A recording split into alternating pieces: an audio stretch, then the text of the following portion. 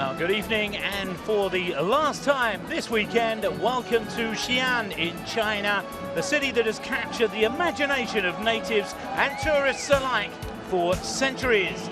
A city with a fascinating history that this year has opened its gates to the world's foremost exponents of the combat sport known as Sanda, here at the 8th Sanda World Cup under the auspices of the International Wushu Federation. My name's Simon Wilcox, your commentator for this, the second final session, where we're looking forward to more hard-hitting action. And by we, I mean myself and the irrepressible Dr. Anthony Sims, who's been captivating us with his expert analysis over the last few days. Well, Anthony, I have to ask, what have you made of the decision to allow the men to fight without protective head and body gear? Well, Simon, I think if ever there was an event for us to try this out, and as the sport needs to grow, this was the event. I think we've seen that the level of the competitors has really allowed us to test out whether fighters can go without gear, and thus far we've done a good job. No damage done. Yeah. Well, 9 sets of medals were dealt out this morning, where host nation China were particularly dominant, taking home 5 of the 9 gold medals on offer, and they have the chance to add to that total here this evening, don't they, Anthony? Yeah, I think we've seen, as expected, with this elite level of competitors, we have a very deep Chinese team, and we've seen that they've brought their game to the finals competition and been very, very successful. But what's also been a bright shining light for us is to see how some of the other countries have really risen to the occasion in these finals and semifinals over the World Cup games. In the first bout, we see 2 of the giants of the sport meeting head-on in the women's 70-kilogram category, with Iran taking on China. And this could be a very interesting first bout for us, Anthony. We have a current world champion and a former world champion at 65 kilograms, so a 2-weight world champion, Mariam Hashemi Farud, against, well, little known for us anyway, Miao Yujia. Straight away, we'll see if the Chinese domination that we have seen in Xi'an can continue. Well, she's well supported. Once again, a fair-sized crowd here at the Xi'an Sports Arena in the Xi'an Sports Park. Simon, we can expect to hear a loud crowd roaring "Jiao" here as the Chinese fighters. That's my new favorite word, "Jiao." Trying to energize their athletes with that war cry, if you like. We're just about ready to get this evening session underway. The fighters on their way to the Altai. Simon, as we mentioned, the male athletes are not wearing protective body gear and headgear, but the female athletes are still wearing headgear and chest protectors. We'll see how long that will last. More of a test this with the men, but if it works out, then maybe the women will drop the protection as well. We'll see.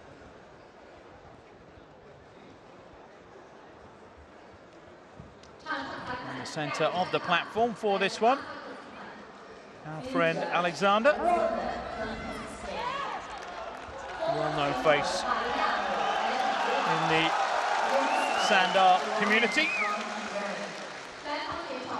And let's see what Miao can do against this very experienced fighter from Iran in Hashemi Farud. And you can bet Miao knows that she's coming up against a fierce competitor.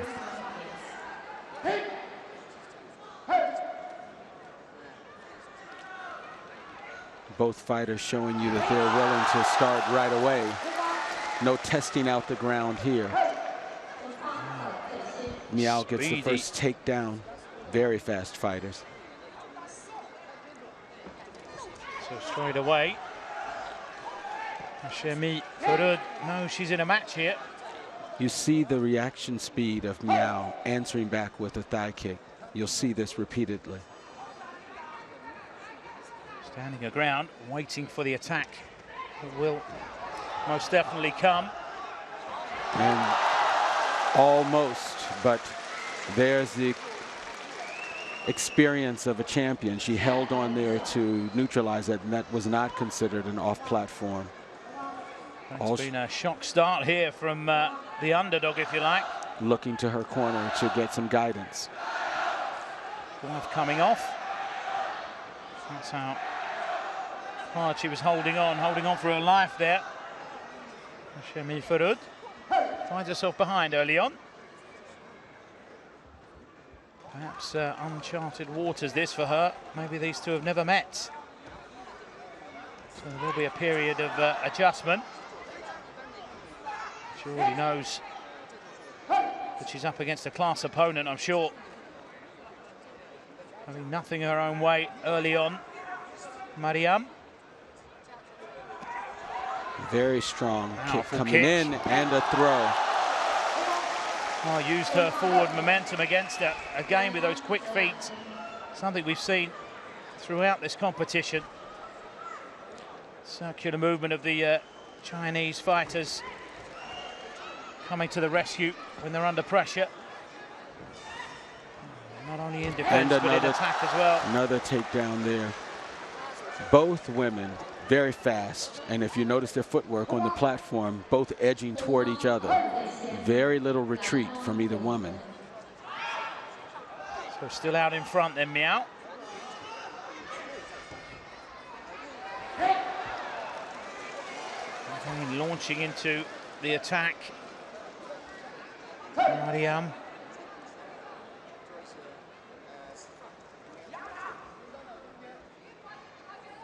Almost too much momentum at times. Need to slow it down a tad. Well, you get the sense that she's realized Miao's not backing up, so she needs to make something happen here.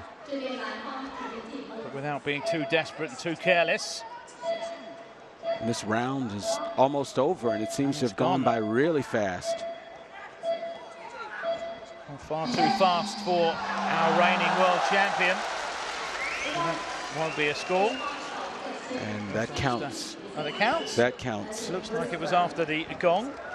It was, in this case, the action started before the technique gong. started before the gong, so. And that was a convincing first round then for Miao. And the Iranian corner working frenetically now. But one of their champions found themselves in the same situation. And rose to the challenge. That's right. Very true. And as our replays show, Mariam was very active in the fight. She wasn't as if she was giving any ground. Miao was just that strong. So she didn't earn any free points for being able to take Miao down. Quite the opposite. Every time she went to attack close in, she was spun around and thrown to the floor. So we can expect, again, look at these women both standing their ground, center of the lei tai.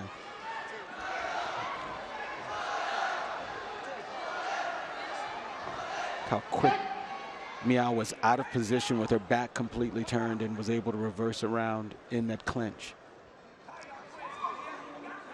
Okay, problem with the headgear.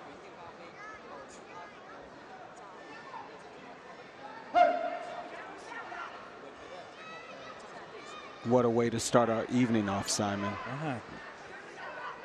We were talking ahead of this first match about the possibility of an upset. There's always that danger, for want of a better word, when we see a fighter who we don't know too much about.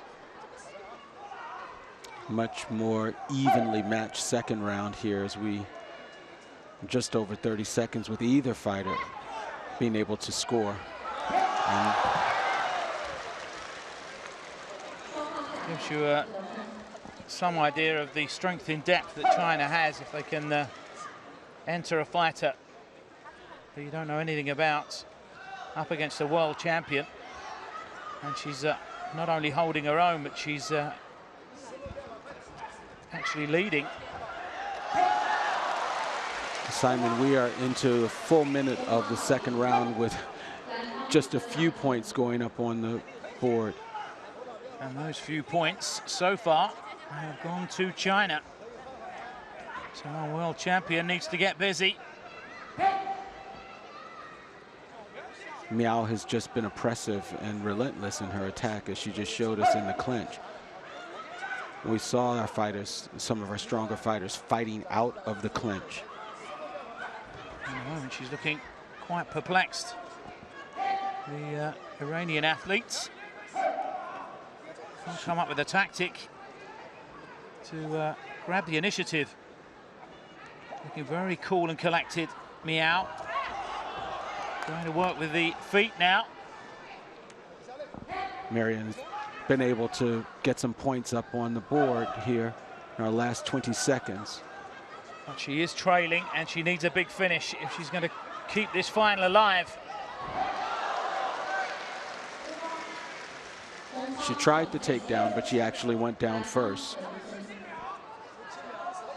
She's going to need a miracle here. That upset you mentioned, Simon, is very much on the cards. And off platform in the last 5 seconds. Oh, she's been game, but she just hasn't had enough in the tank here.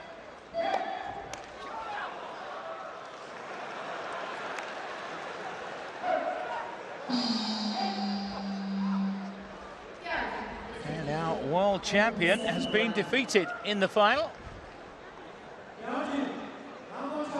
Well, lesson learned, if they come up against one another further down the line, Hashemi Farud will know what to expect from this Chinese warrior. She looks happy enough. Well, she faced a champion and held a strong center on the Lei Tai. Well, she came in there with a game plan, and it paid off. A loss of balance, and she was punished, Hashemi Farud.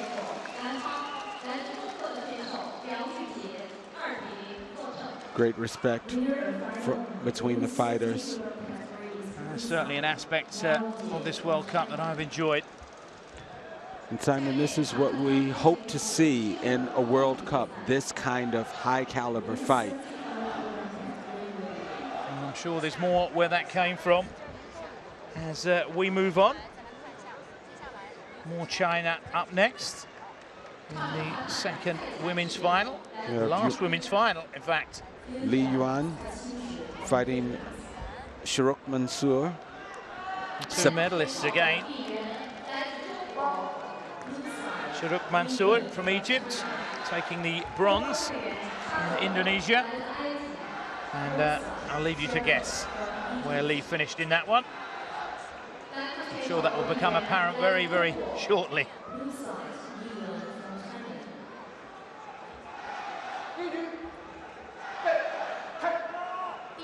So here we go then. China so far with a 100% record.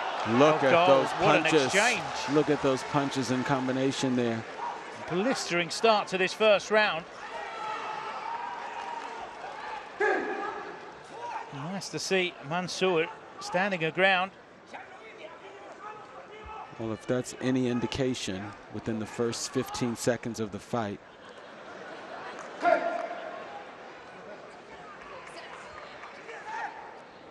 we can see that Li Yuan is ready to throw some punches here. And there she is again. And that was a feature of the first match we saw with her. Very willing to let those hands go to great effect, I might add. And Mansour showing that she has a good roundhouse kick there that can slip in. Both of these fairly tall women.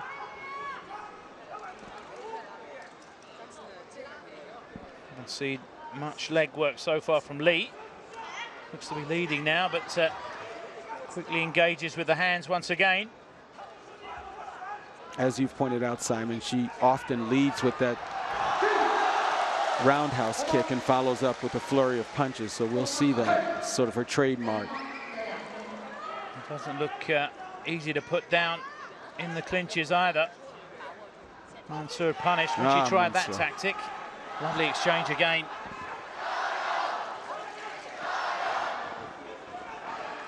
both of these women showing that they have a good jab there. And there's another takedown. Li Yuan solidly ahead in this round.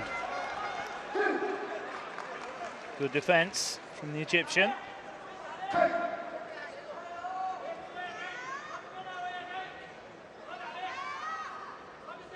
Finding her time. You're expecting the attack any time from Li. This time, not letting the hands go. Conserving some energy, perhaps. There's Li Yuan measuring the distance with that thigh kick. She has a good reach with her punches. Tries to come over the top with the right. Inside the last 10 seconds and a healthy lead for Li.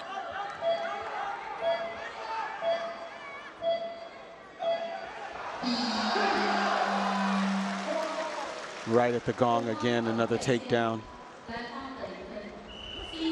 Pretty convincing first round from the Chinese. Li Yuan naturally takes that first round. It'll be interesting to see, Simon. Li looks like she has another gear if she decides in the second round to take that up. This is the World Cup, or possible. We see that handwork again. Sorry to interrupt. Oh, we have our highlights. Combination of 2 to 3 short hooks.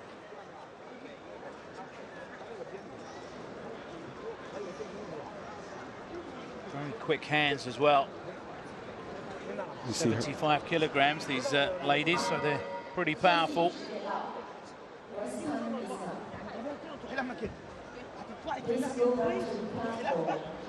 Just going through some evasive maneuvers there. How to spin out of trouble. Easier said than done, though. And someone's throwing the number of punches that Li is. And let's see how she goes about this second round. The lead is Chinese. Look at that handwork again off the start, Simon. It's just what you talked about. Her reaction time is what's so incredible. And Mansour is sneaking in a few of her own, not picked up, or maybe not distinct enough to win any points, but she found a left hand there.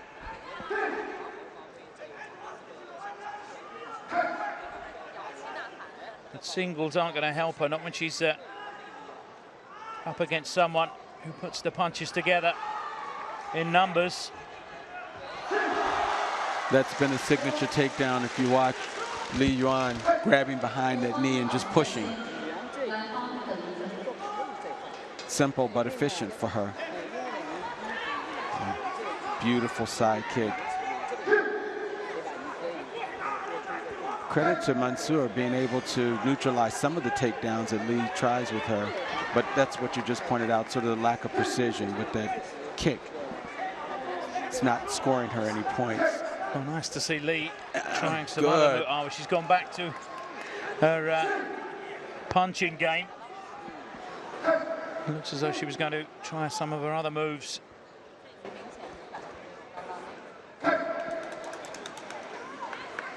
She's made most of the headway with those combinations. Good punches there from Mansour. Nice left hand. But every time Mansour has one, Li is answering with three. Look, That's look at that. Right. Look at those punches, Simon. Oh, look at these punches. But full credit to Mansour, who's standing her ground and letting her punches go. She was caught there with a big right hand and would have put a lot of fighters on the lay tie.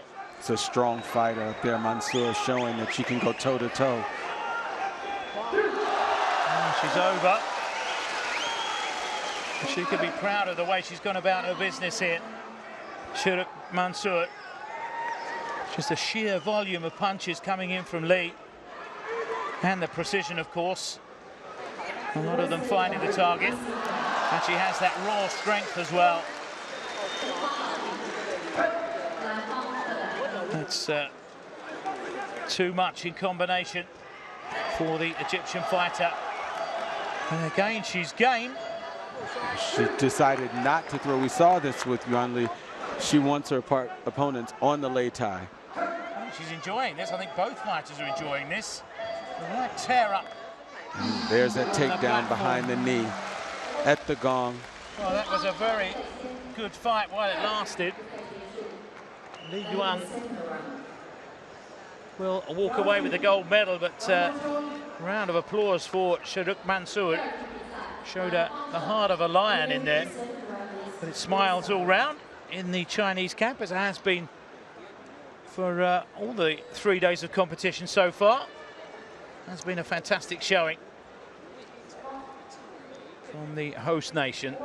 Absolutely, and what a great indicator for women's Sanda to see other countries here with fighting China with such great depth. And well, it's the ultimate challenge as well for them to come to the host nation China, the home of Wushu, and face the very best.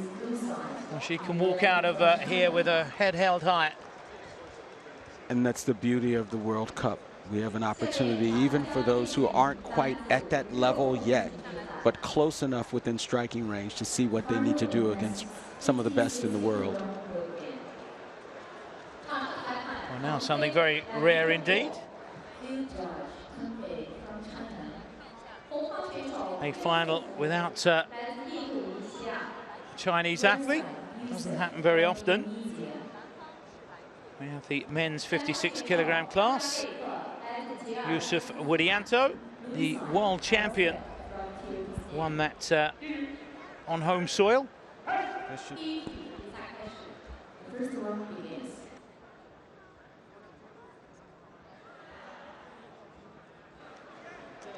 This should be another fast and furious fight. Both of these fighters electrified the crowds before. Fast hands. He's up against Avazbek Amanbekov of Kyrgyzstan, bronze medalist at the same World Championships in Jakarta. And there's a takedown. We saw Widianto.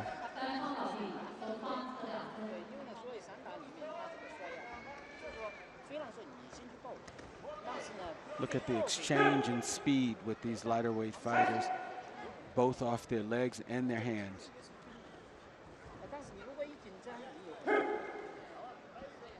The combination taking them into the clinch. Flurry of punches from both men. Slight lead at the moment for Widianto, world champion. As we've seen already, 1 minute into this fight, not too much to choose between these two. I understand why they medalled at the last World Championships. And there Widianto had the advantage of being on home turf. He hasn't got that advantage here.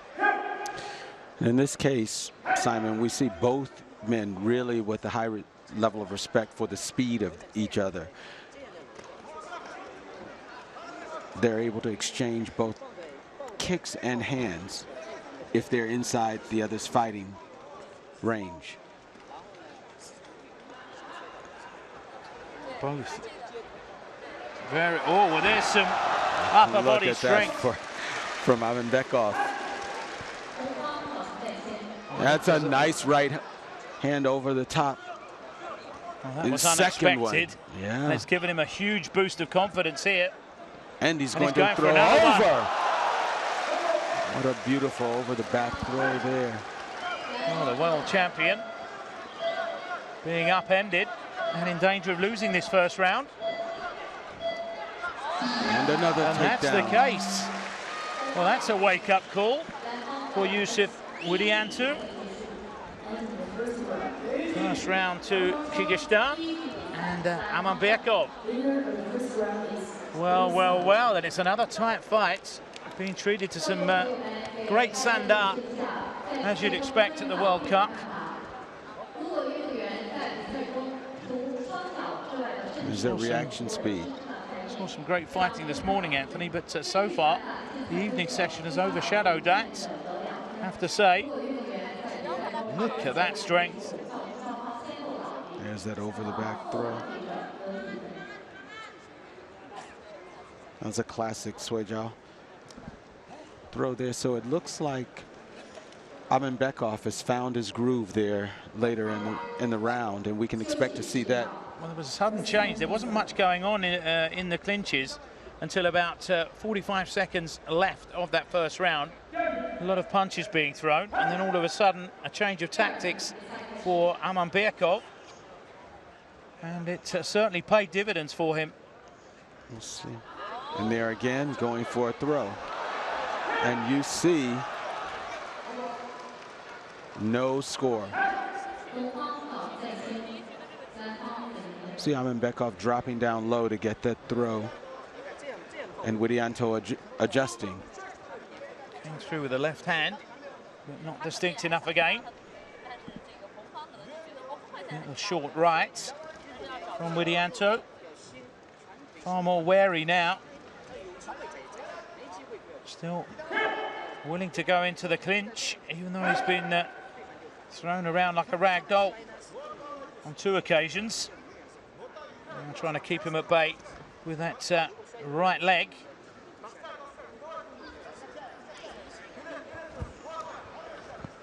Not too many points scored in this second round, but Bekov in front. And he's off platform. Now that has put the cat amongst the pigeons, so to speak. And very even now inside the last minute. Everything to play for. Gold medal at stake. You can bet if Widianto can get an easy push off again to even up these rounds, he'd love that. It's a hard-fought points against Bekov. Just 1 point separating them at the moment. Beautiful display of balance. Amazingly, just one judge has Bekov in front. The others, it's dead even. That's how even it is with 20 seconds to go. You see that Widianto realizes he has to be conservative with the kicks because Bekov is going for that leg low every time.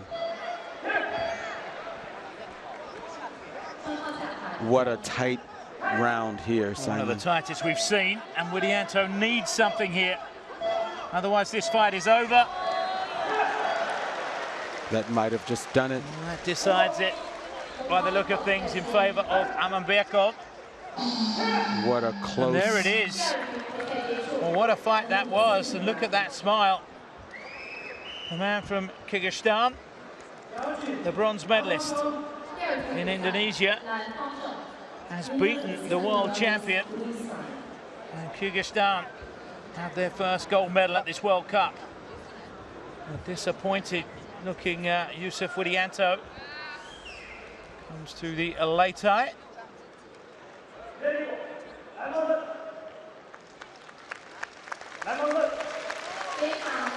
Absolutely overjoyed. But what a great moment there for Bekov. It's the customary. It's a tough loss there for Widianto, but takes nothing away from the huge successes that he's had in the sport. And he fought an opponent that made an adjustment there in that first round. Here's some of the highlights that we see. Some of those throws weren't beautiful. They weren't easy, but he really pick the points. That's pick right. the points. Just keep picking away. And as we saw, we were down to split decisions down to the last 10 seconds. So moving ahead. Time for the men's 60-kilogram class. Ali Magomedov, World Championship silver medalist last time out, gold in 2013. Up against Surya Banu Pratap Singh from India, bronze medalist in Jakarta.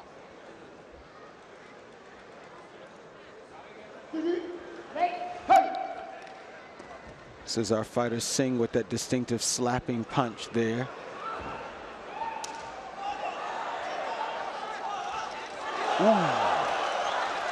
Whistle past the face there of the Indian.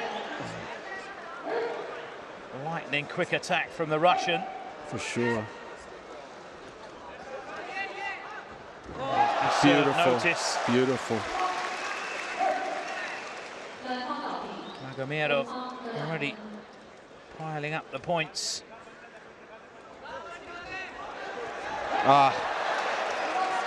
He realizes just a big mistake for him. And that's all about knowing your position on the lei tai.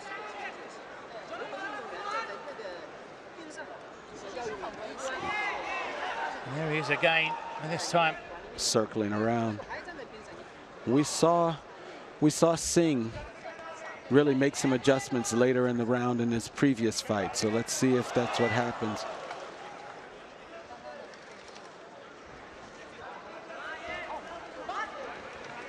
Singh fought against the Filipino, Francisco Solis, and turned the tables. Now he needs to do it again. Oh, again, just centimetres away from connecting there. And he really looks fired up for this one, Magomedov. He held on that time. He can let go now, otherwise we'll be in the car park. And there we see the crowd enjoying this one. I'm sure the Russian section of the crowd are definitely enjoying it. Oh, really is throwing everything bar the kitchen And he gets him off and the round is over. Wow, fantastic start to this fight for Ali Magomedov. Well, you could see that Magomedov knows that he's going too close to that corner. That's the exact same corner that he pushed him off in before. It's all about coming into the fight with the right frame of mind, and certainly Magomedov has achieved that. Fired up and not one-dimensional either. He was throwing everything at Singh, trying to... Well, there you can see the frustration. Trying to connect with his right hand, but just wasn't enough. Magomedov by far the busier of the two in that first round. And that's what earned him those early points there. Singh has fast hands.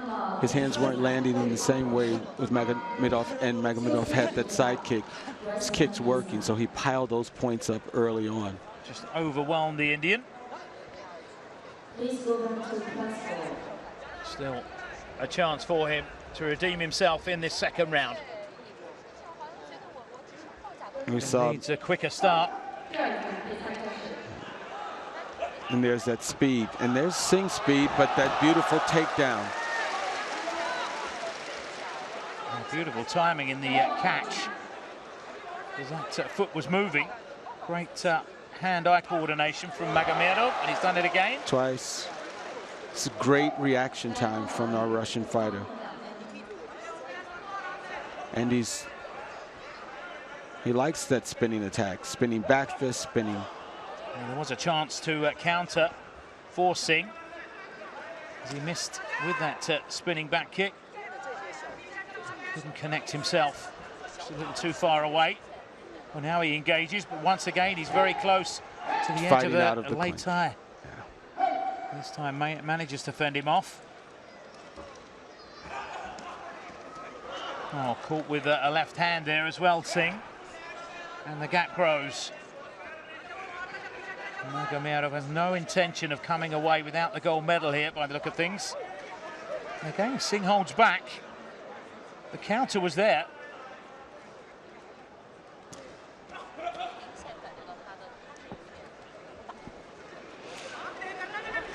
The difference between their attacks is a lot of Singh's attacks are glancing blows as opposed to Magomedov, who's landing the blow. Well, sooner or later he's going to connect with that back fist. He's tried it 3 or 4 times now. And almost turned and almost off the lei tai. The Indian fighting to stay on. Gets an uppercut in, Magomedov. We're coming towards the last 20 seconds now of this second round. And again, the Russian in control. And it looks as though Russia are going to take gold here at the expense of India. Just Singh coming up short in the final against the fired up Magomedov. who's into double figures now with all 5 judges, and finishes with a classy throw.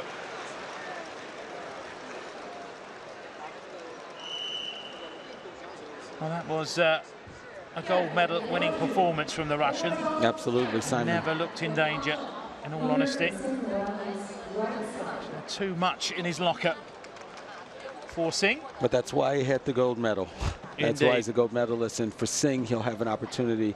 He's lived the experience there on the lay tie, but he'll have a chance to go back and look at the footage and see just how his opponent was able to outclass him at times. You look at the throws, very easy throws for him. Well, that makes up perhaps for the disappointment of losing the final in Jakarta. He picked up the silver medal, gold here in Xi'an.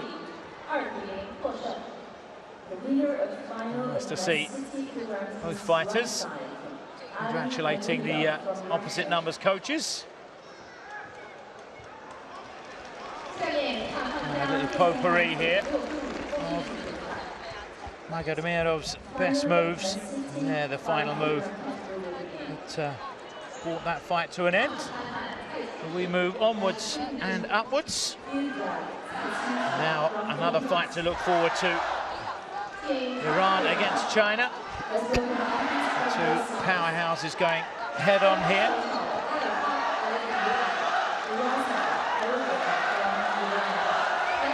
A Hungarian, very dynamic fighter, so we should be in store for a great bout here. Irfan, a Hungarian, against Xu Jifu, the world champion himself.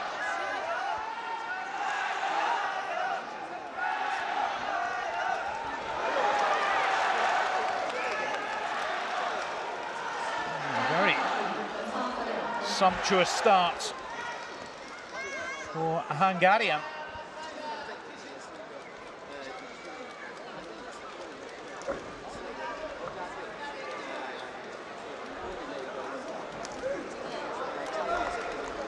A dangerous right hand of Xu. Look at that hand. Big left from a Hungarian.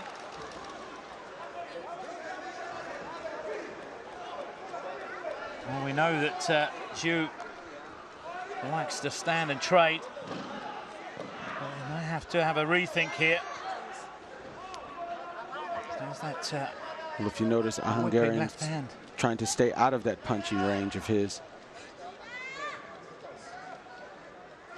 forcing Xu to follow him. There's definitely a chance that he's going to get caught coming in as well. He has hand speed of his own, a Hungarian.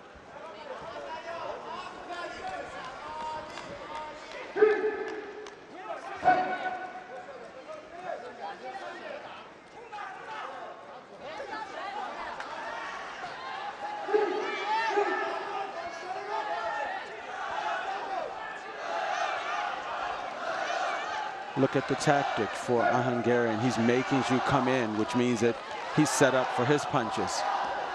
Getting dangerously close to the edge of the lay tie. Lateral movement takes him away, and the takedown. And solidly ahead here. Oh, we need a big finish then for the home favourite if he is going to take this first round. Gets caught again with a straight left.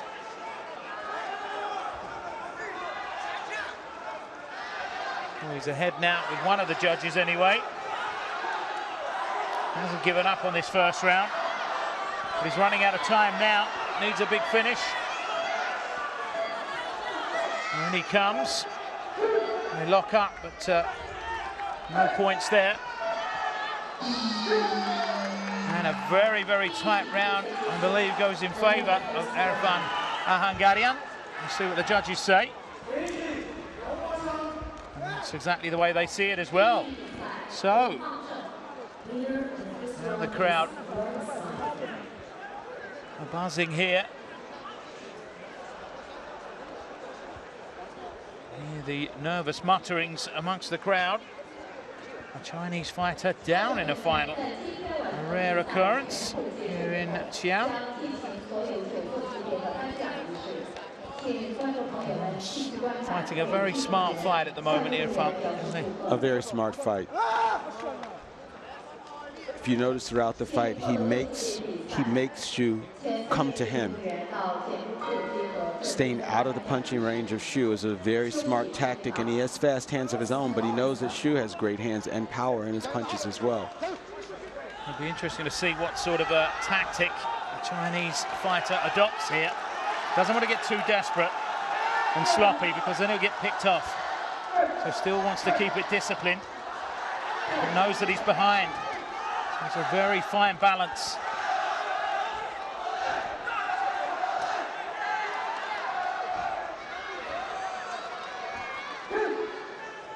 That side kick, I'm not sure if he scored with it. No. Just over the shoulder of the Chinese. There's a nice that's a left lovely there. left. And then again. Finding his range now. Fighting in and out. Well, you can hear what the crowd think of this. Their man is coming back strong.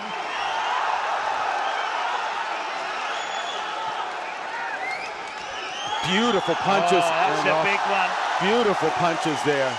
And that's a smart decision, I think. He felt that right hand and stepped off of the lay tie to give himself a breather. But he's in trouble here. Look at those punches. And off the lay tie a second time. Oh, it's all level, but I think that's a pretty smart move, because he felt that right hand. It gives him a minute break. We saw this earlier in the fight, right? That could be a pretty clever move. Looking over, that's Hungarian. He's still a bit wobbly. Look at those hands, strong hands from Shu. There's the straight left, and that shook him.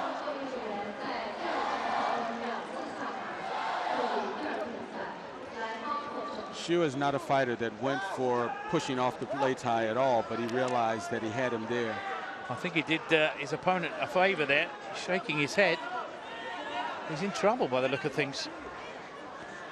He's either disappointed or he's in trouble. One of the two, shaking his head. Well, he took some strong punches, a lot more punches than he took in that first round. We'll see if his footwork. Shaky, Anthony. We'll see what his footwork is like. That'll really tell the tale for him, because that footwork is what kept him out of the punching range for Shu. Could see our first stoppage here. It's my gut feeling. I don't think he wants this anymore. Hungarian. There's another big left, and another. You know, Shu is just waiting. And another. This is where fighting in that clinch. You see Shu just waiting.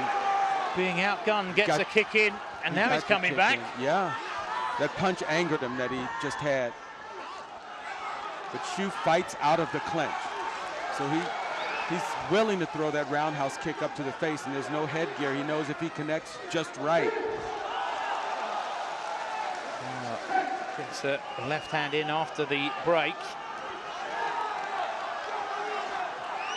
See him dropping his hands. You see him dropping his hands, and he's off the lay tie. Now. He is. It's tough. He's going to take the count. Looks like he was ready to take a standing count, and you see Shu ready to pounce there. Heavily.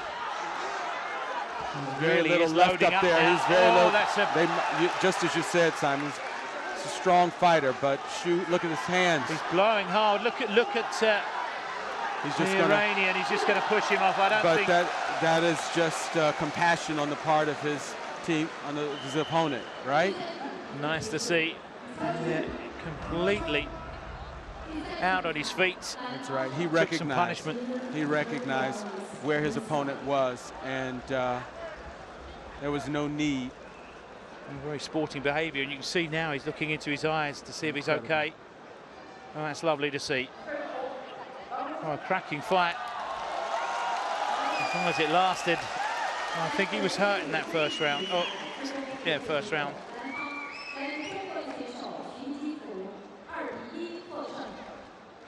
I really enjoyed that one. And the fighters embracing as we look at the highlights. And that's a big kick. We saw his hands fall down. And that's where he just pushed him off the lay tie. Keeping his eye on him all the time as well, to see that he's okay. Oh, another great fight. And another Chinese gold medal. He looked to be in trouble briefly, but rode out the storm and came storming back. That's what really makes a championship fight, what we just saw. You saw the Chinese fighter early on have a little trouble there, but look at the way he came back. Like a lion there. Well, a chance for Iran to get back on the gold trail. Mohsen Mohammad Saifi, the world champion, up against Al-Qaisi Ali. Took bronze in Jakarta. Iran in red, Jordan in blue.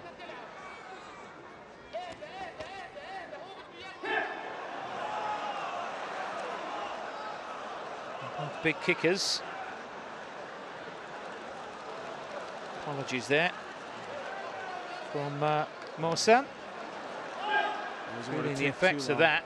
Right in the crown jewels. Ready to continue. Too many points to speak of. The opening 30 seconds. Good hand speed there from the Jordanian. Fighting out of the clinch too there.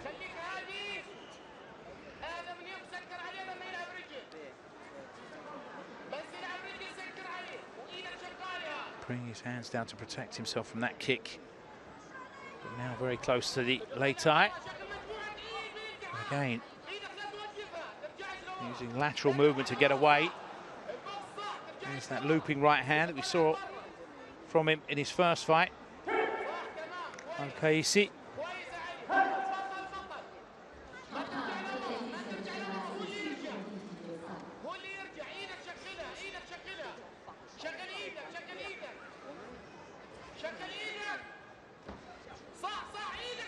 Still not a great number of points, but the points that have been scored have all been scored by Mohsen. There's it. Oh! What wonderful balance. What great balance there. We've seen that throughout this competition, whereas in lesser experienced fighters, they're taken down right away. Loading up the kick. But here, in contrast to the fight we just saw, very low scoring round. In fact, Jordan's had trouble getting on the board at all, busy protecting there. Versus a fight that we just saw where it was all action right. from the off. Well, cagey opening then to this final, but first round going to a red, where we find Mohsen Mohammad Saifi, the world champion at the moment, has 1 foot on the highest rung of the podium.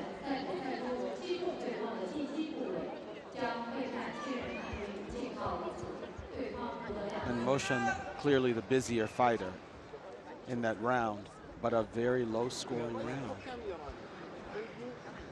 There wasn't too much separating them. That's probably what the Jordanian coach is saying to Ali.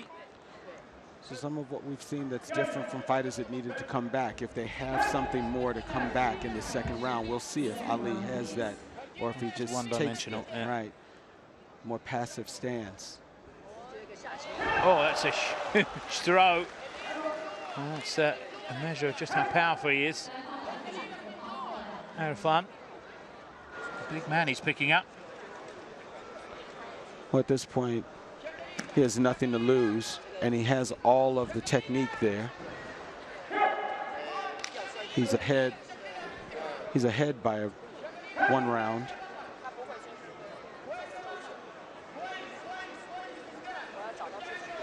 It's possible also, I just thought about the fact that, you know. It's a good flurry. He's lost his balance going backwards, trying to get away from those punches. He's guarding a lot. He doesn't have headgear, so some of those heavy blows and kicks, and he knows he's fighting a champion. These guys are getting heavier and heavier going through the categories, so there are... Spinning back fist. Nice hands there. How quick was that? Ali. Easy takedown for him. He stepped it up a gear in this second round. Our world champ.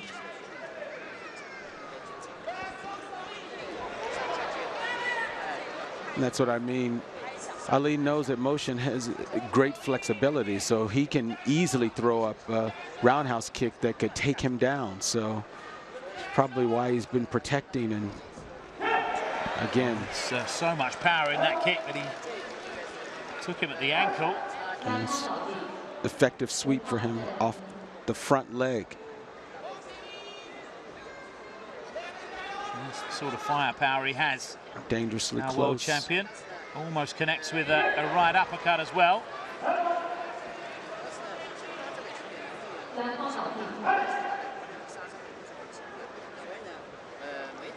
Now into double figures, nothing on the board at the moment for Ali. Spinning hook kick. So going through his entire repertoire here, and picking up points as he goes, while behaving like a true world champion. And it's going to be another gold by the look of things for Iran. We're in double digits, and Jordan's had trouble getting on the board there. Nice defense to get out of that hold anyway. All smiles.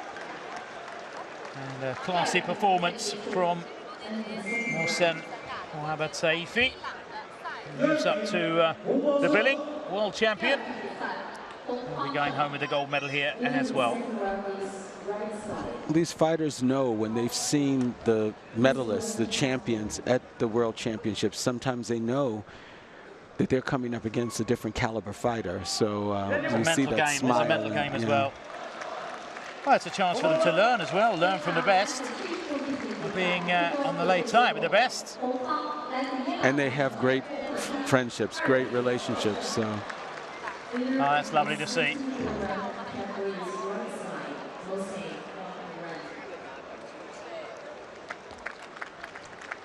And the crowd enjoying that as well. True sportsmanship.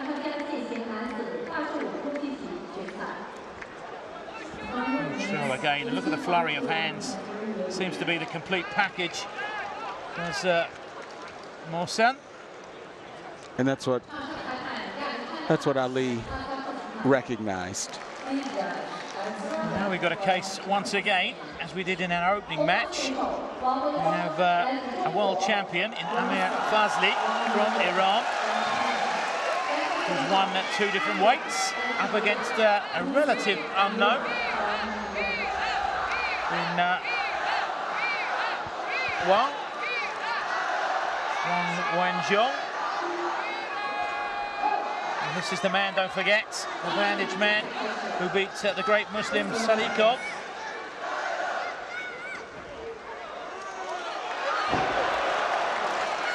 That's a huge throw. Huge throw. Throwing his opponent and throwing down the gauntlet as well. Booming right hand. He's going to go for the same maneuver again. But this time, bandages off. Wang says he's having none of it.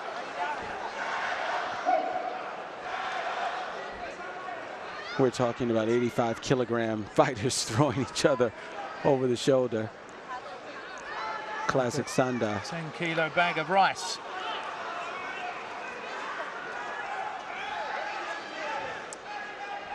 You see Wynn getting a little fired up there. But he's learned his lesson. He doesn't come rushing in as he did in the opening seconds. You also saw him root himself to avoid being thrown. He's been given an indication of the grappling skills, but also prevalent in the Iranian fighting style. Fazli was able to lift one leg a few inches up, but Wynn made sure they both went off the platform.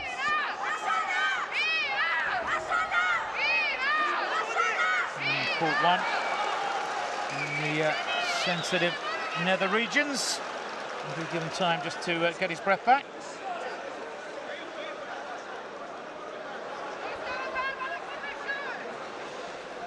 Both men are so fast. That was even fast for me to pick up there, Simon. It's one problem the women don't face anyway. A lot of fighting there in the clinch without any body armor. Takes a wind out of your opponent. It's nice to see that we haven't seen any major injuries despite the protective gear coming off. It's not as if the fighters have been holding back. Need to get this rebandaged here. Bleeding on the other side as well by the look of things. It was all of that punching when they were in the clinch. Both eyebrows now being opened up this weekend for Amir Fazli. No one said it's easy up there on the late eye.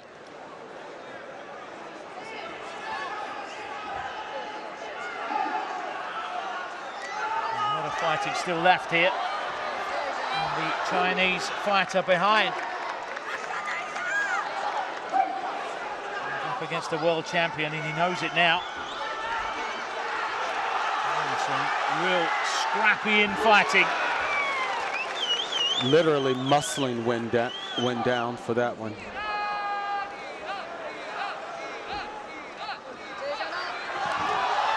Oh, throws him off. Just stay on the platform. Oh, what a first round this has been. Some fantastic action in the men's 85-kilogram category.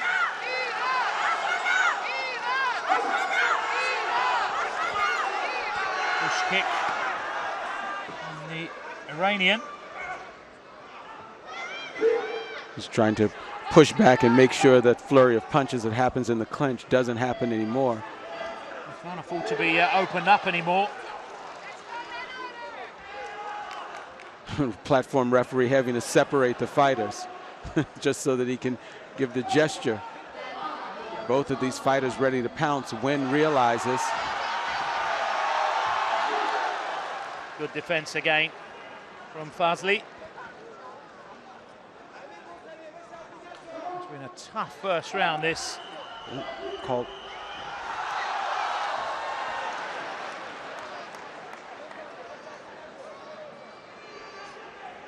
Real scrap. Down to the Crowd second. Loving this. I think he's done enough for a world champion, but they've got a lot of work to do in between the rounds. He's been cut again. It will be a tragic way to lose this fight if he stopped on cuts. I don't think Fazli's going to let that happen. You saw him take his own bandage off and throw it to the side. That beautiful over the shoulder throw.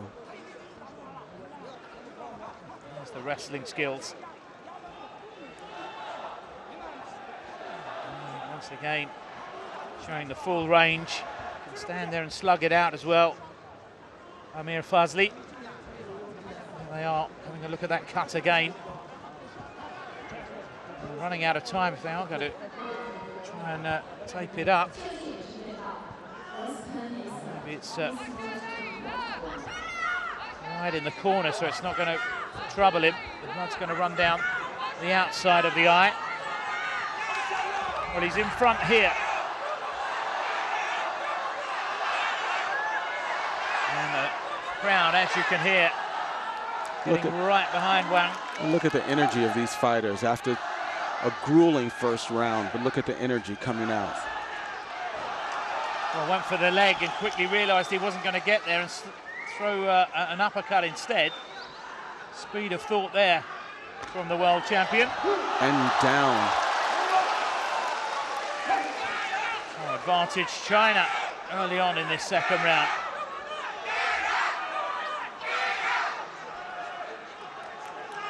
You see Wen waiting. He's willing to wait a little bit. Patience to get his techniques out there. He can afford to do that because he's leading this round. So now he can wait for the Iranian to come onto him. He made sure that he didn't get the takedown. Fazli was able to get him with that earlier in the first round. With a lot of energy since then, didn't have the strength.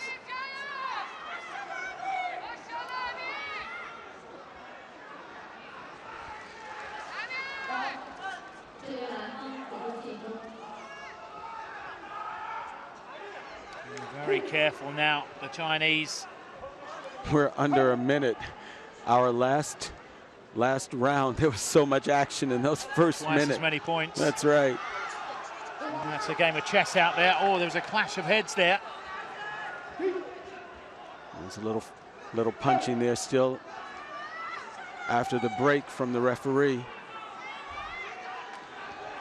You get the sense that Nguyen is using a strategy here to make sure. He's locking him up when he does come in. He's not making any rash moves of his own.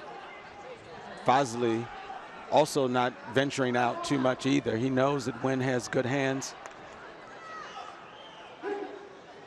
That's made the difference. Nguyen had at least 2 takedowns there. So far, he's been able to neutralize that and stay ahead, just enough ahead in terms of points as we come down to the last 11 seconds. A quick flurry from the Iranian could turn this around, but he's running out of time now. And it looks as though we're going to have a third round here. I'll certainly not object to that. High caliber Sanda. And that's what we're going to have. Crowd a lot happier now than they were a few minutes ago. Both men get the benefit of that break, and they didn't expend a lot of energy in that second round.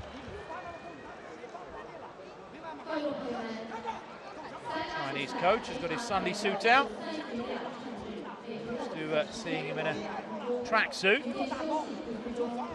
Pushes up very nicely indeed. So all to fight for then in this third round. 1 round apiece. For both of them. Fazli's been to this level of competition before, and for Nguyen, we don't know, but this could be a breakout moment for Nguyen. See if he can make that experience count now. Amir Fazli is going to need all that experience. He's going to walk away from China with a gold medal. What we've seen from Nguyen is his ability to use strategy and come back. What he doesn't want is to get involved with the crowd now. And off platform, what a huge push off platform from the center. The experience. Perfect start for the Chinese man. Now he can use exactly the same tactic. Shake of the head there from Fazli. Because he went down, he initiated the throw and went down on his knees, and he just lost those 2 points. And there's a nice we haven't seen those combinations. A little bit of desperation with that spinning hook kick.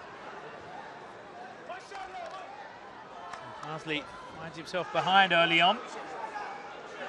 He's been in this sort of position before. Seasoned campaigner that he is. Again, one, he got his nose in front. Nguyen being willing to be patient there.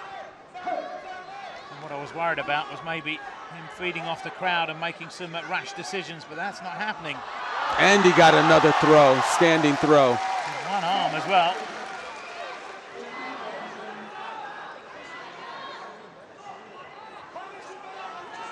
This is his patience.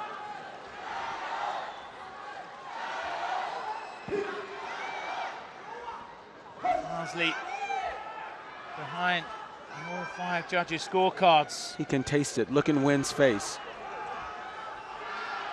Just missing with that long right hand. You can believe that a lot of pride is riding on this win, too. He knows that Fazli is an awesome champion. And over the years, it's turned into a rivalry. Quite a rivalry, Simon. China and Iran. The crown still worn by China. But Iran are knocking on the door in a big way.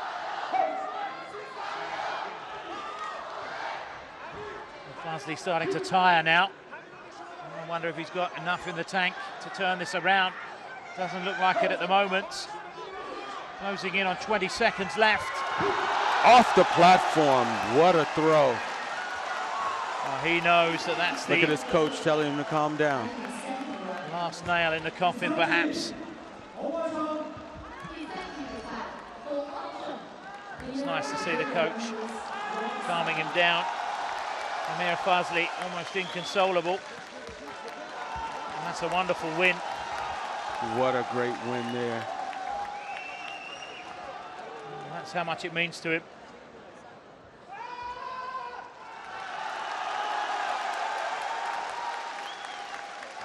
Amir Fazli was carrying an injury coming into this fight, but gave it as good as he could.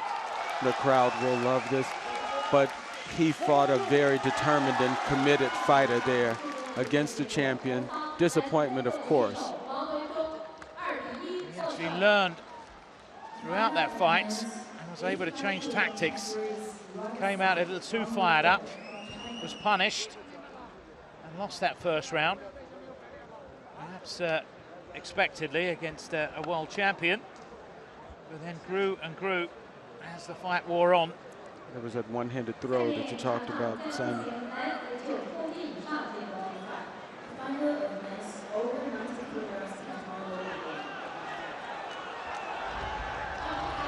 The last fight of the evening. What an exciting fight we just saw, Simon.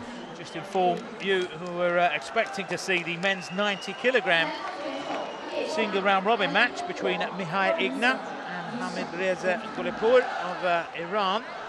But the Romanian fighter Igna had to withdraw with a neck injury. So he left a walkover. This we've been looking forward to. World champion from Jakarta, Murtaz Abdel Salam from Egypt. A big puncher with quick hands.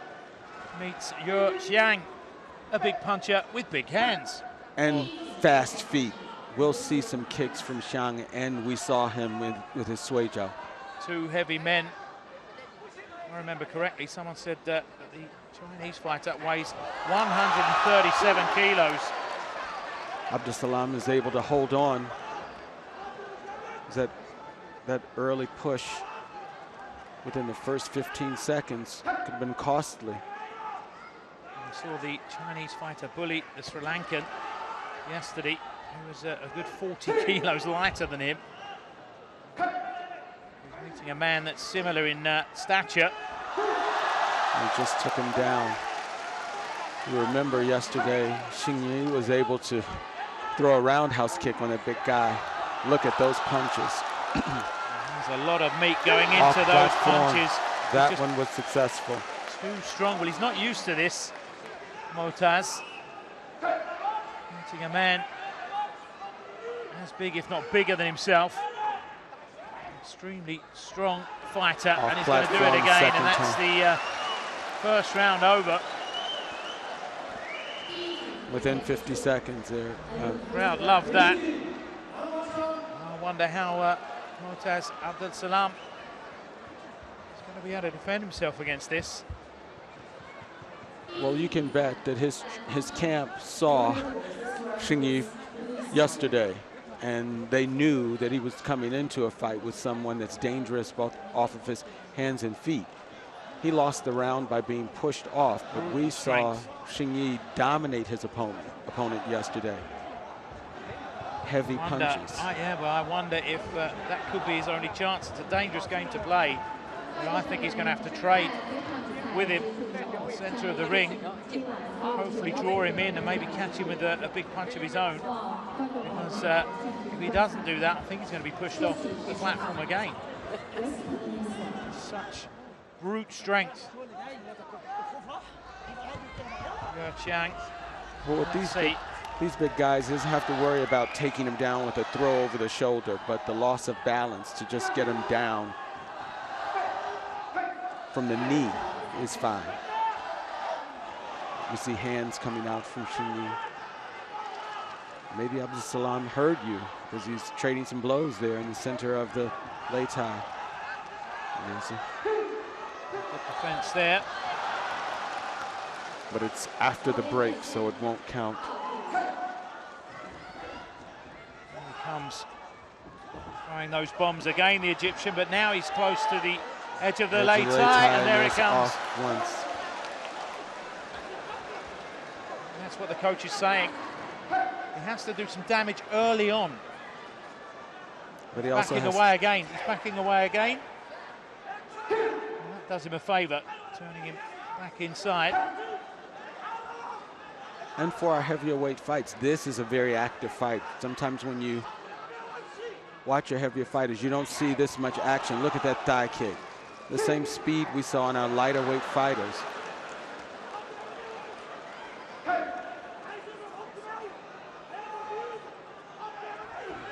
Tire. Beautiful hand. And there's a big kick. There's that kick that he's off. He needs to stop. Shake of the head from the world champion. He's seen enough. He knows when he's up against someone who was just too good.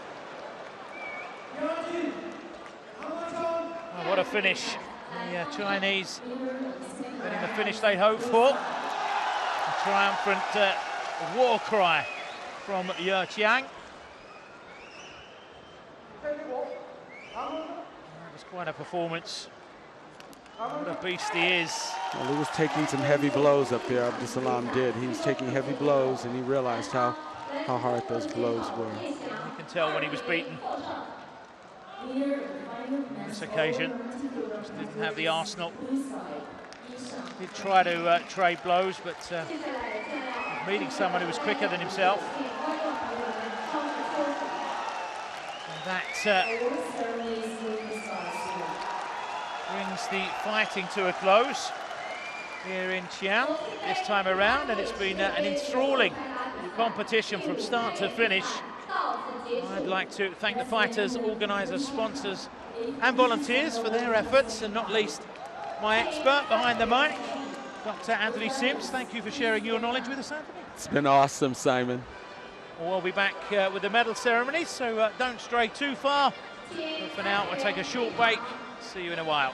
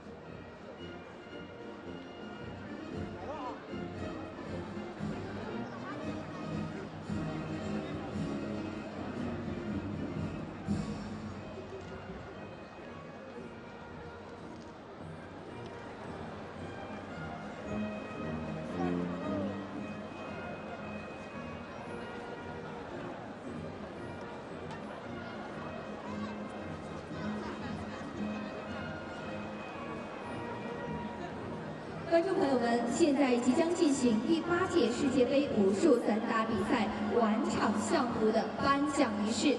Ladies and gentlemen, now we are going to holding the award ceremony of the 8th 武术散打 World Cup will start now. 我们首先颁发的是女子70公斤级的获奖，让我们有请获奖运动员入场。Now let's welcome the medalists of the women's. Well, welcome back then for the medal ceremony. First up, the ladies. Starting with the 70-kilogram category.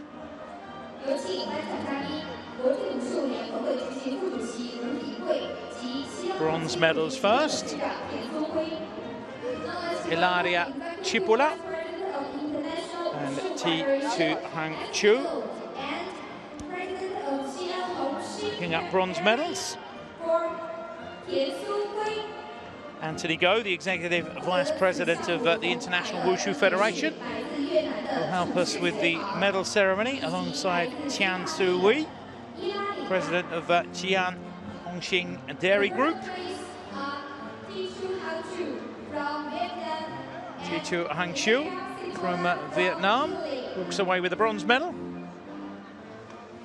as does Italy's Ilaria Chipula.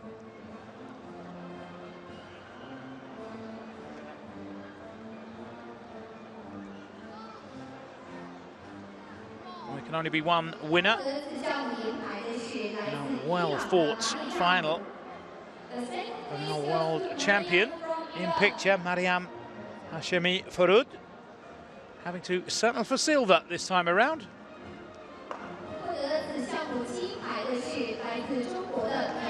Beaten by a new name for the future, perhaps, Miao Yuji.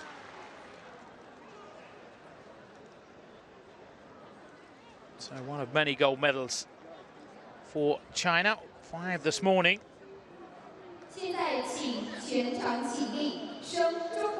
Another 5 here in the evening. Pretty impressive. 10 gold medals. Congratulations to Miao.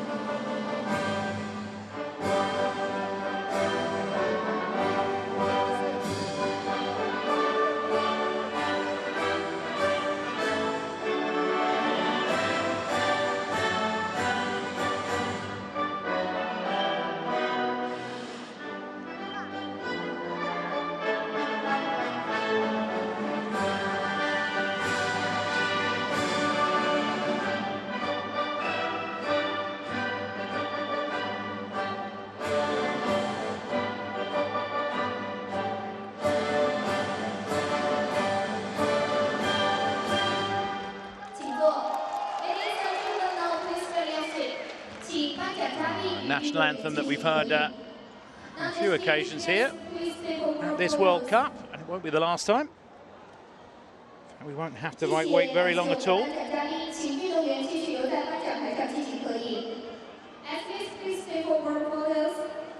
there we have our quartet of medalists. China, Iran, Italy. Thank you and congratulations. Thank you. And Hong Kong.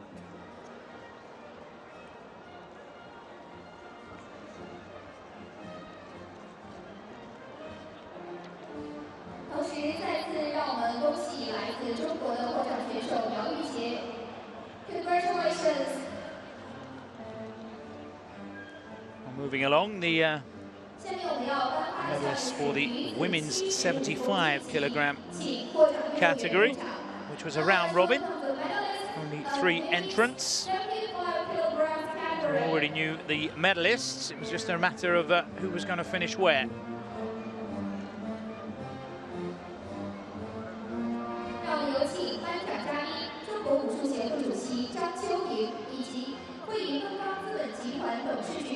And as tradition dictates, we'll start with the bronze medal.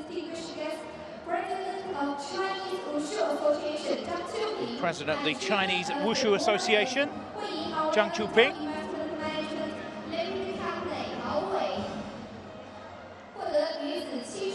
And alongside him, and in picture, Hao Wei, chairman of the board of Xi'an Oriental Investment Management Company Limited. And there's our bronze medalist from India, Pooja Karyan.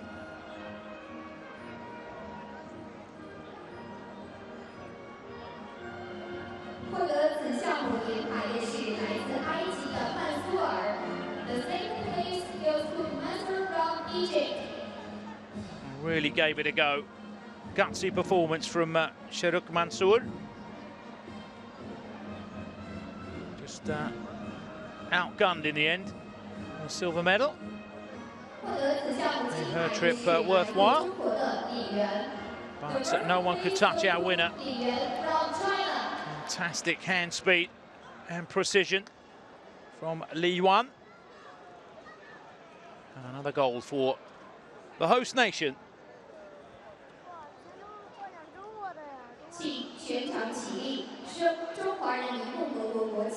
Once again, time to hear the strains of the national anthem of China.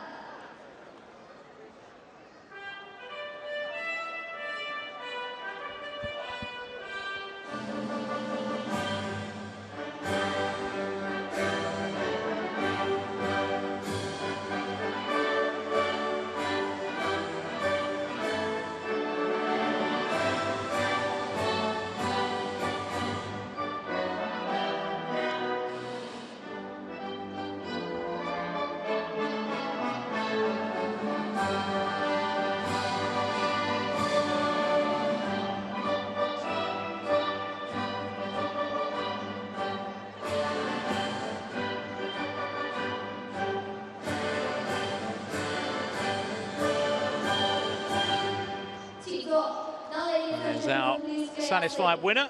The crowd equally satisfied. Really dominant, even though she was given a match here today by Mansour.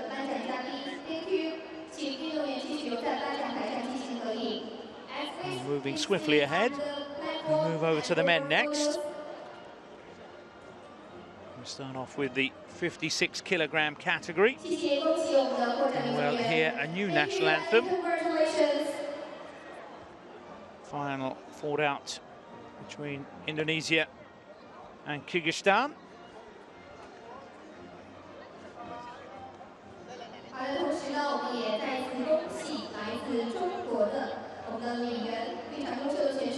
Congratulations.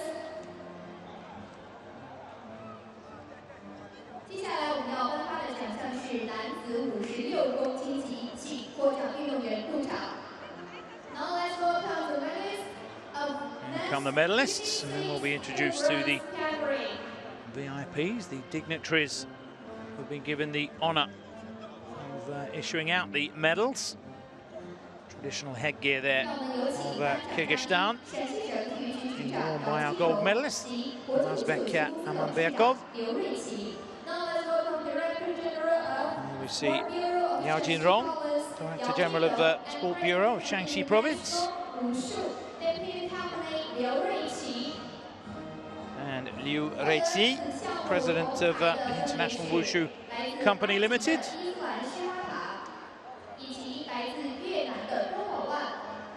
And our bronze medalists from Vietnam, Van Bao To and Islam Shahata from Egypt.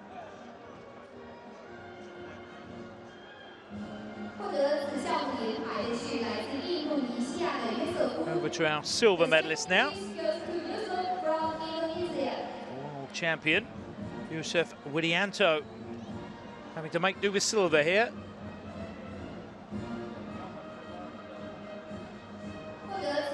Very even fight, could have swung either way. Nazbek Amanbekov of Kyrgyzstan proving too strong in the end. And a very proud fighter gets to listen to the national anthem of Kyrgyzstan.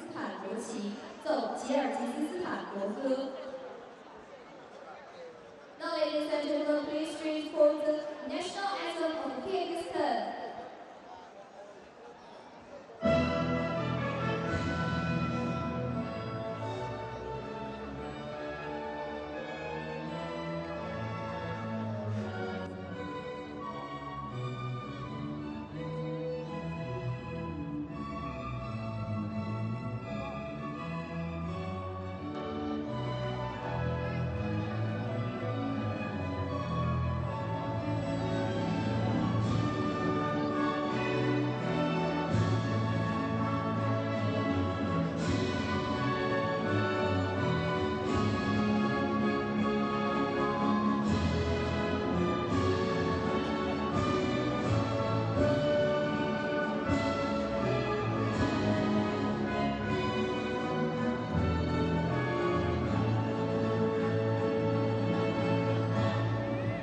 A huge moment there for Avazbek Amanberkov. It's not often you get the chance to hear the Kyrgyzstan national anthem. You can see how much it meant to him. And very deserving of that gold medal. Has to be if you beat the world champion in the final.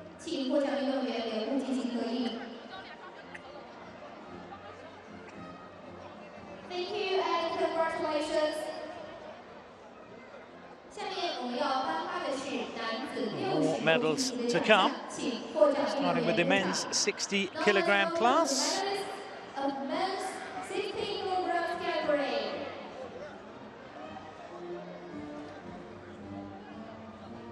Distinctive beard of Surya Banu Pratap Singh.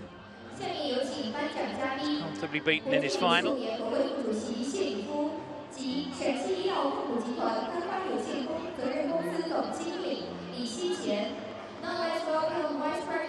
And onto the podium steps Sharif Mustafa, Vice President of International Wushu Federation. And with him, Li Xi'an, General Manager of the Holding Group Development Company Limited of Shaanxi Province. We start with the bronze medalists. Chang Trong Bui from Vietnam and Francisco Solis from the Philippines. Starting with the latter.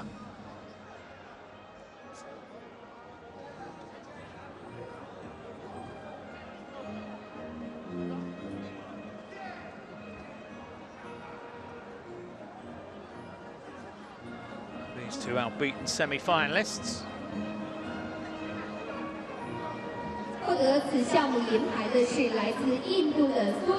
Moving on to the silver medalist from India, Surya Banu Pratap Singh. Just was overwhelmed, fast starting Ali Magomedov from Russia. Really fired up for this final. The first place goes to Ali from Russia. Tell early on that he wasn't going to be denied Magomedov.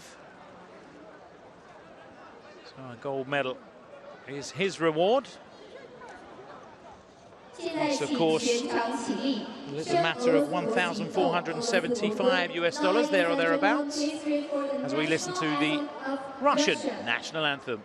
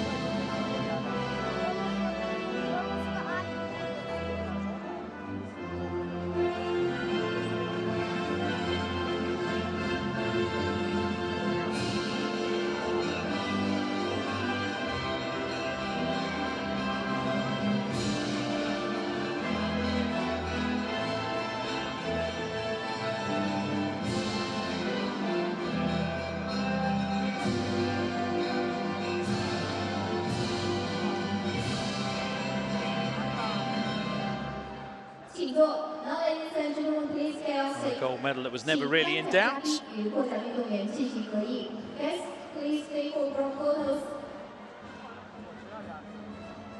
Impressive stuff from Magomedov, winning his bout 2-0.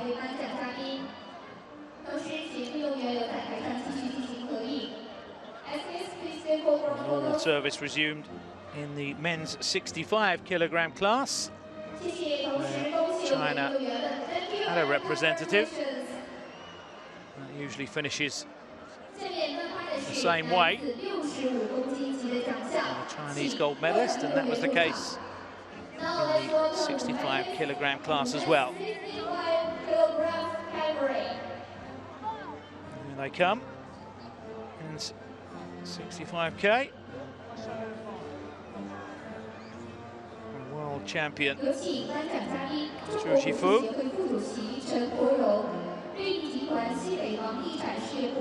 Up to expectations. Chen Guorong, Vice President of the Chinese Wushu Association.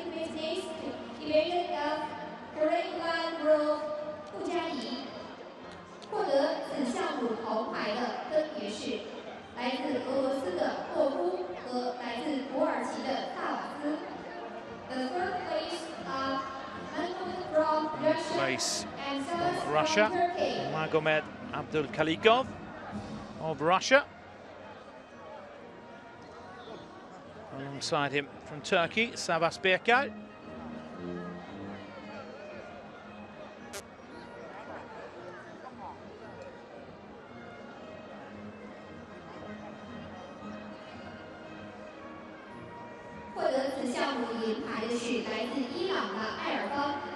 This time Iran pushed down into silver medal position.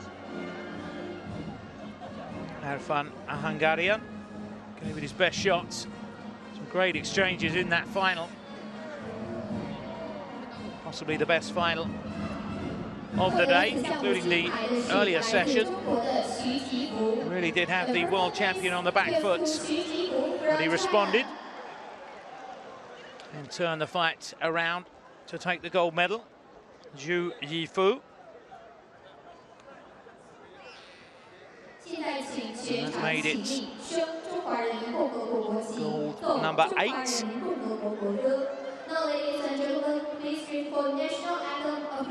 Now a national anthem that you've heard before.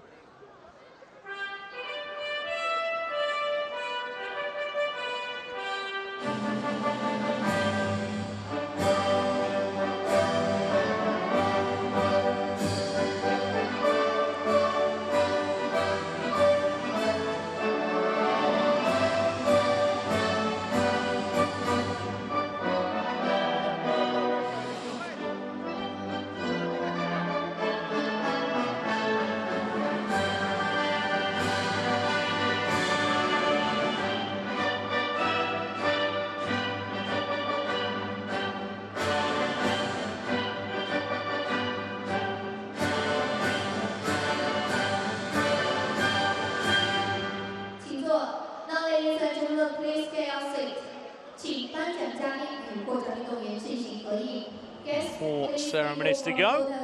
Next up, the men's 70-kilogram class, where Iran once again atop the podium.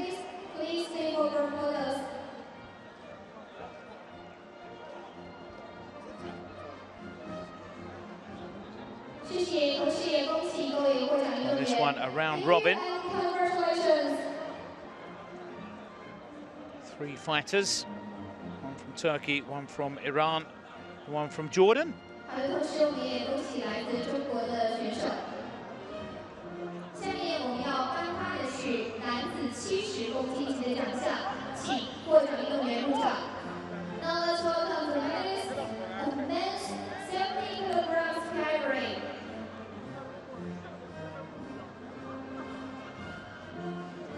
come our medalists. 有请颁奖嘉宾，国际武术联合会执委麦哈迪 And the bronze medal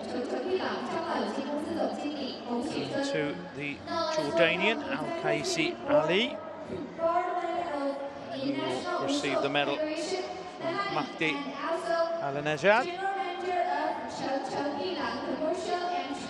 the executive board member of the International Wushu Federation. Alongside him, from Xi'an, general manager of Changchang Yulang Commercial and Trade Company Limited, and sporting the Jordanian flag, our bronze medalist Al-Qaisi Ali.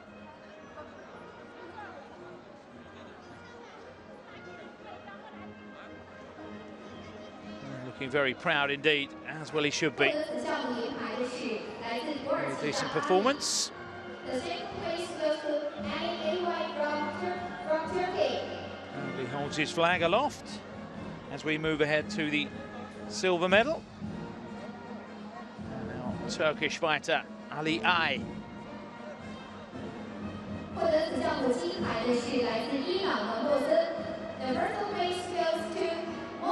Once again, one of the giants within the sport atop the podium. Fine performance once again from Mohsen Mohamed Saifi. He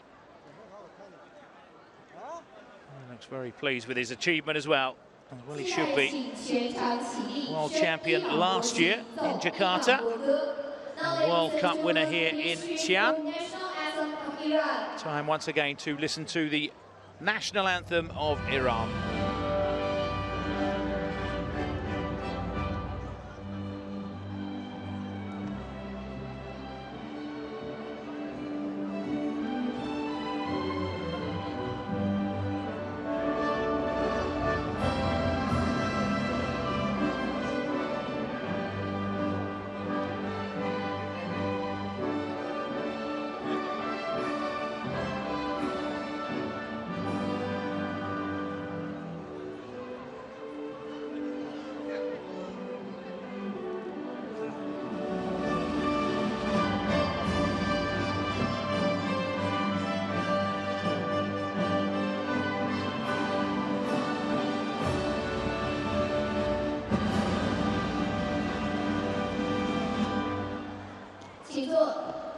Another show of strength here in Xi'an from Iran.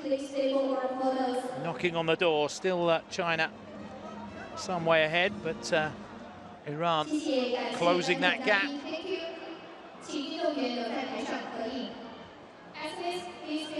Just 3 ceremonies to go. Next, the men's 85-kilogram category. China once again prevailed. There's another impressive new name for us. Wang Wenchang.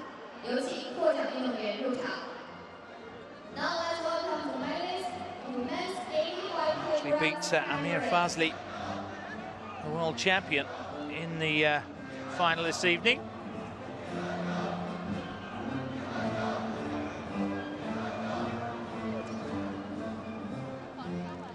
Fazli bravely fighting on despite having cuts over both eyes.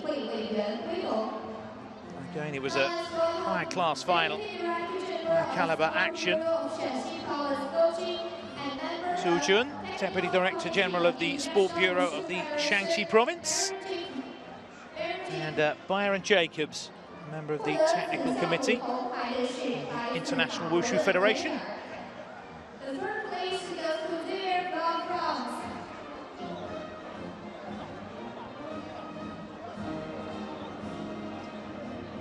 From France, Xavier Foupapokam fought bravely, but wasn't enough this time around. This one also a round-robin format. And the world champion on the second rung of the podium this time, Amir Fazli. Again, leaving everything up on the late eye. On this occasion, had to concede defeat to this man, Wang Wenchang.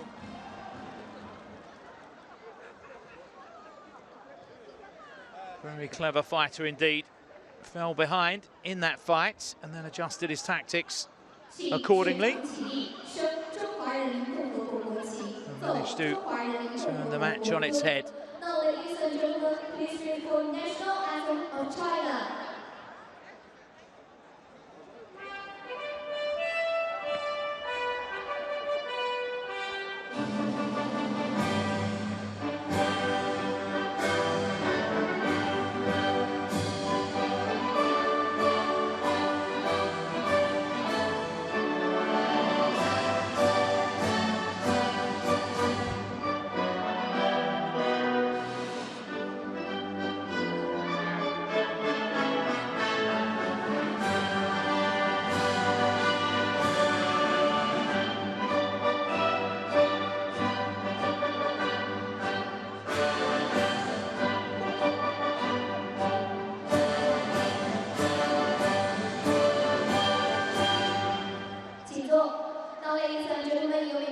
So down to the last two now, the big boys, the men's 90 kilogram and the men's 90 plus.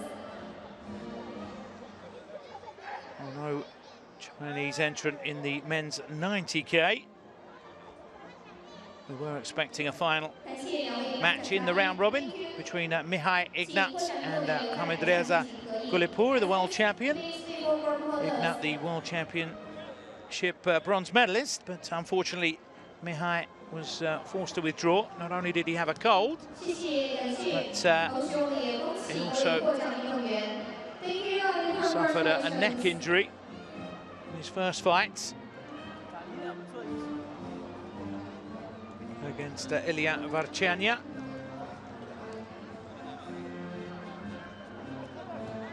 Talking to him ahead of the expected final. He was so disappointed, distraught almost, that he didn't get to fight his good friend, Hamidreza Gulipur. He's a very good friend of the whole Iran team. There is a great camaraderie between all the Sanda fighters. Now let's welcome the medalist of men's 90 kilograms category. Here come our medalists, led there by Ilya Varchania. Due to that withdrawal, Mihai Ignat has to make do with a bronze medal. He said he'll be back even stronger next year for the World Championships and perhaps the World Combat Games in Houston.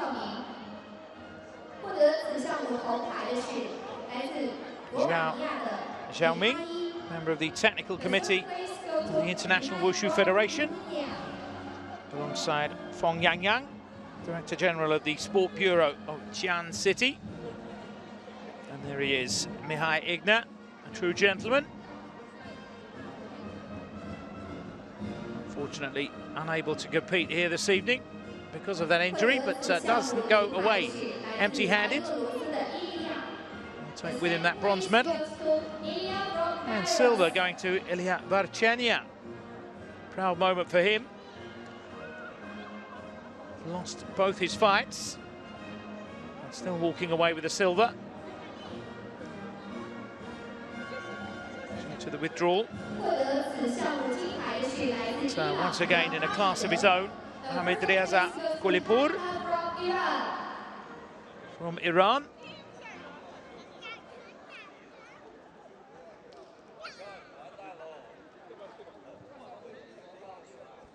So Iran going home with a suitcase full of gold medals as well.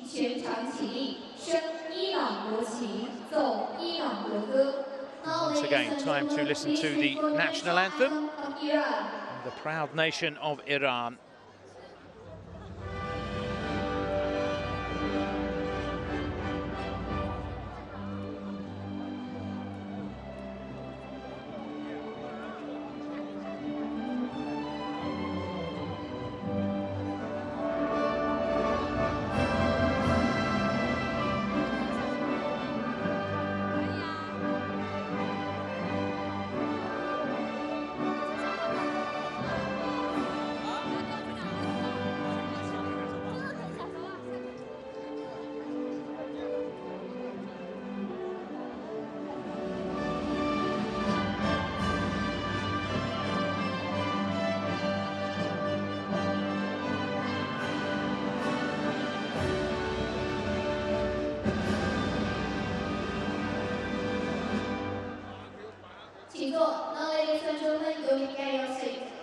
down to our final medal ceremony of this World Cup here in Xi'an.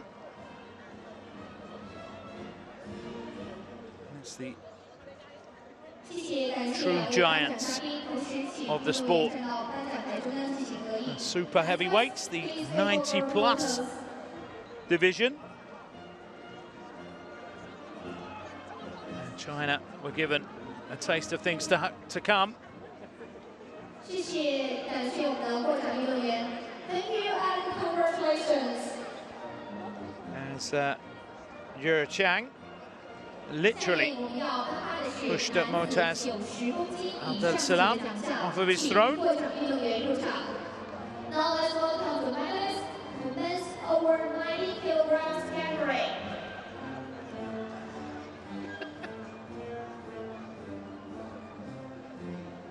Here they come then, the medalists. And there's some big boys out there.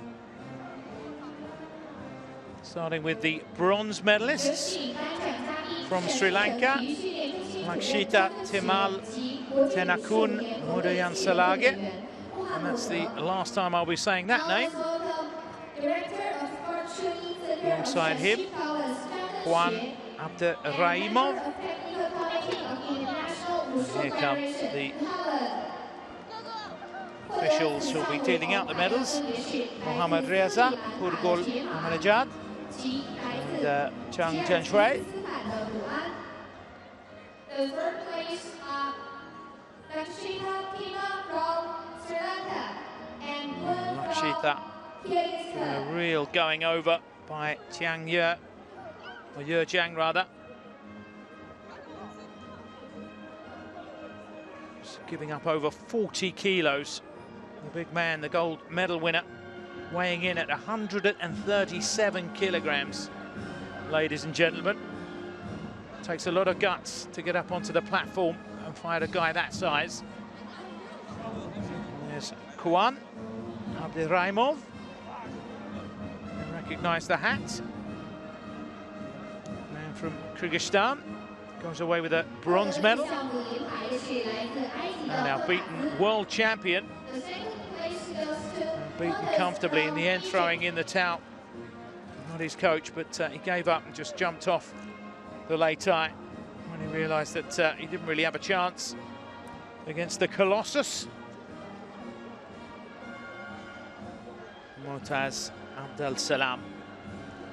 He'll come again, I'm sure, but it's quite an obstacle to overcome in the future. And that obstacle has a name, Ye Jiang. Perhaps the future of this division. Crowd fell in love with him, and he certainly enjoyed winning that gold medal here. So for the last time, we get to hear the familiar national anthem of China. 请学长起立，升中华人民共和国国旗，奏中华人民共和国国歌。Now, ladies and gentlemen, please raise for national anthem of China.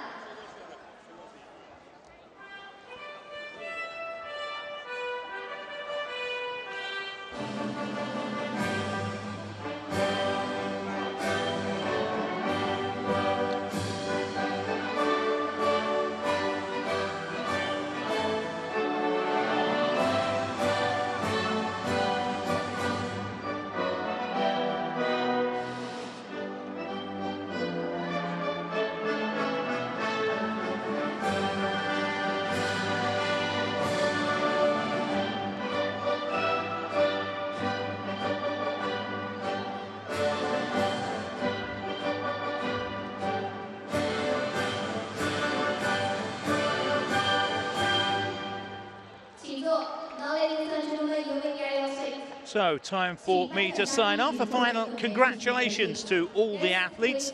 From myself, Simon Wilcox, I hope you've enjoyed our coverage. And until next time, it's goodbye from Xi'an.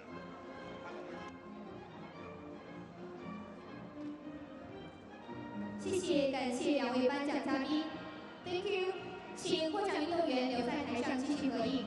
As please stay for photos.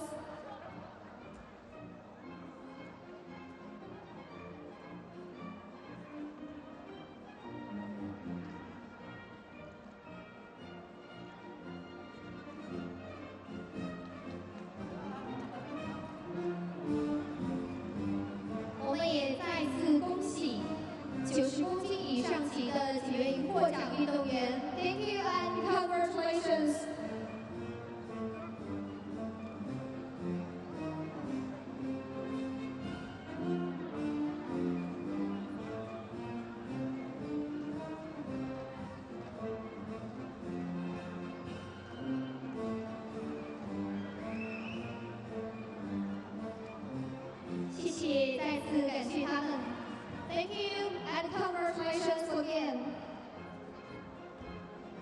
接下来我们要颁发的是今晚的特别奖项。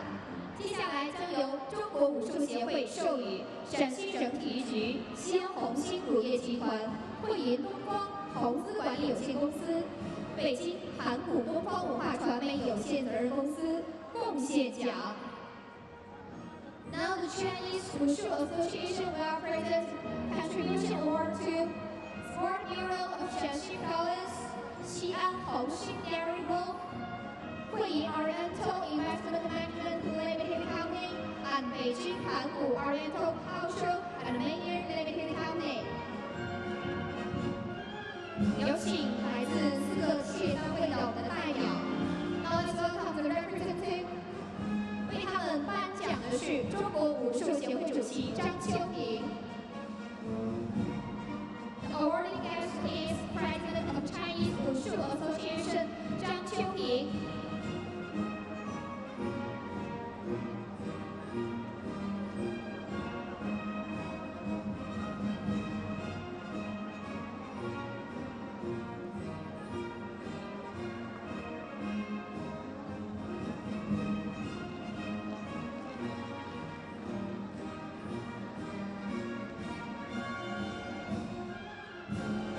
同时，我们也再次感谢各单位对此次赛事的大力支持。Thanks for your ongoing support。接下来，让我们有请国际武术联合会副主席谢里夫·波斯塔法、执行委员会主席麦哈迪，请中国武术协会主席张秋平先生、副主席陈国荣先生共同上台。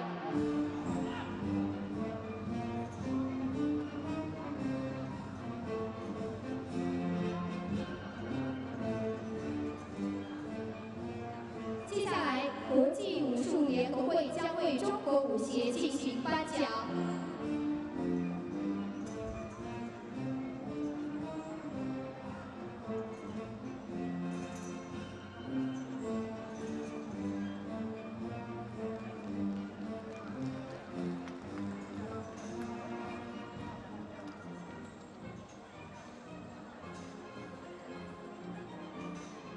Thank you, our distinguished guests. 同时，我们也感谢此次国际武联和中国武联为我们带来这样一场精彩的赛事。再次感谢各位嘉宾 ，Thanks again。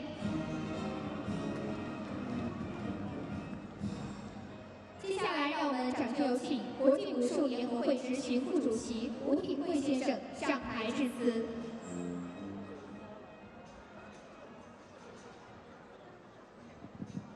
Ladies and gentlemen, this concludes the 8th Sanda World Cup here in Xi'an. The International Wushu Federation would like to thank the Chinese Wushu Association, the Shanxi Sport Bureau, and Shanxi Wushu Association for all their contributions for the success of this event. Thank you. Enjoy your evening and thank you. 各位嘉宾、各位朋友。第8届世界散打世界杯到此结束。国际武术联合会向中国武术协会、陕西体育局、陕西武术协会致以最大的敬意和谢意。谢谢你们的努力，让我们这次的赛事圆满成功。感谢，祝大家晚安。